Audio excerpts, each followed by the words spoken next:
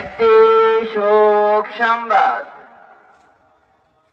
একটি শোক সংবাদ। দক্ষিণ শ্রীপুর বড় মজুমদার বাড়ি নিবাসী, দক্ষিণ শ্রীপুর বড় মজুমদার বাড়ি নিবাসী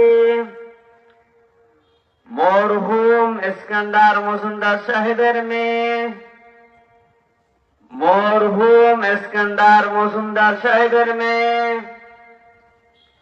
সাবেক প্রধানমন্ত্রী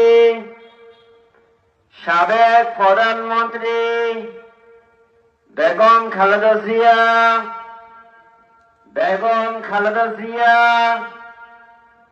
আজ ভোর 6 ঘটিকার